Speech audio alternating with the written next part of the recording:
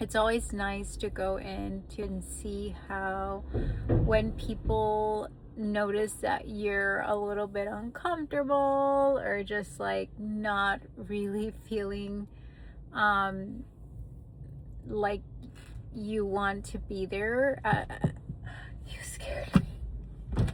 I just wanted to say I apologize if I No, you're startled you. fine. No worries. No worries. You are Drive gorgeous. safely. Of course, I was just interrupted by someone who was asking about parking and then shared a few compliments. Like I was saying, it's really incredible that individuals can feed into your energy, and also it's definitely a different ambiance now that I'm older.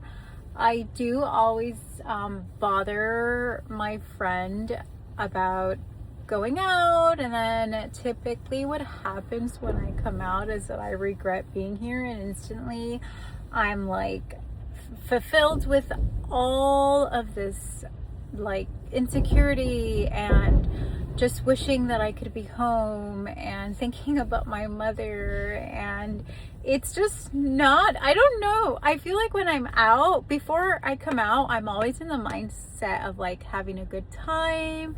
I'm dancing in my room, I'm curling my hair, I'm putting on makeup. And it's been about 6 months since I've last came out, and typically what I prefer to do is have a nice dinner, enjoy some live music, do something of that nature. But I also like spontaneously like to go out with a friend. However, what happened tonight, it's very similar to what's happened in the past. And a personal thing that I have to also remind myself when I'm ready to go out, or I'm in the mood to hear some loud music, or I'm in the mood to get ready, I'm in the mood to have dinner, whatever it may be, it's like do it, and do it for yourself and for yourself only, because the moment you try to enjoy your own essence and it just is like, doesn't really feel like it is enjoyable, it's more like you're out and then it becomes just something that it's not supposed to be. So anyways, I am heading home, thankfully, and it's late and there's a lot of people on the road now, so we have to make sure we get home safely. So yeah, lesson to self. Find enjoyable hobbies that do not require you to go into large groups and spaces that are foreign or that do not necessarily match your sequence in life, whatever that may be. So for me, like today's music was hip hop and reggae. I like reggae. I'm not like the biggest fan of hip hop, but I kind of like was grooving, and I feel like when I'm in that space of like just trying to listen to the music and release all my fears and my deepest insecurities, which is typically what the DJ does to me no matter where I go, it's always that.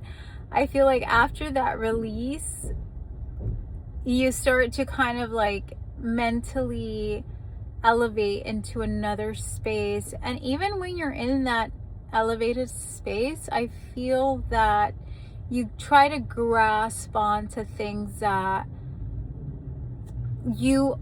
are known to you. So you try to grasp onto those insecurities that you were just thinking about like 5 seconds ago, and you think to yourself, why am I trying to grasp onto what I am currently experiencing, or my deepest fears or my worries? Like, why can't I just release myself and have a good time?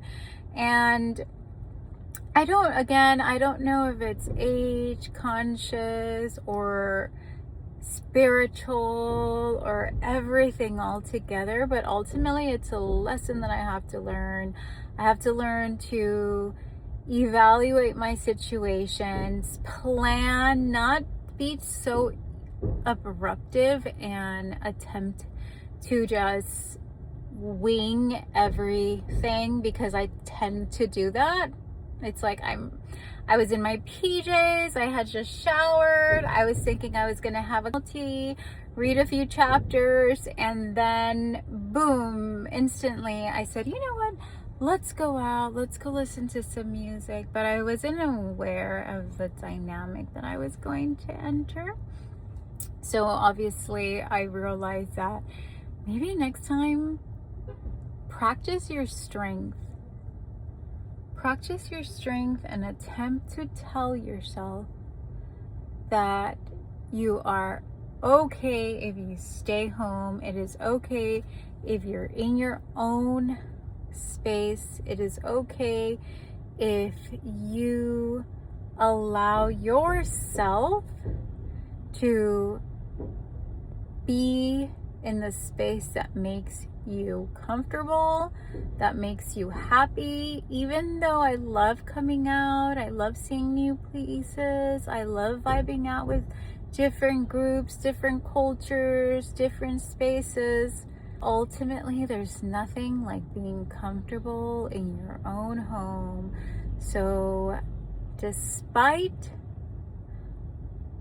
all of the things that didn't go wrong tonight, I guess I can note this down as a lesson and pray and hope that I get home safely, and that everyone who drives past 1 o'clock in the morning also is able to get home to their comfortable beds, to their families, and to their loved ones, and or to their own space.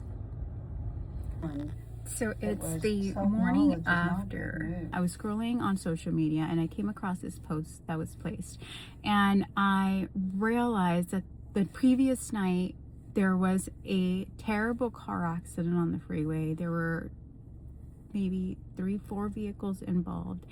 There was one fatal accident. As I was driving home yesterday, I saw the same scenario. So immediately my body went into shock. I started fearing.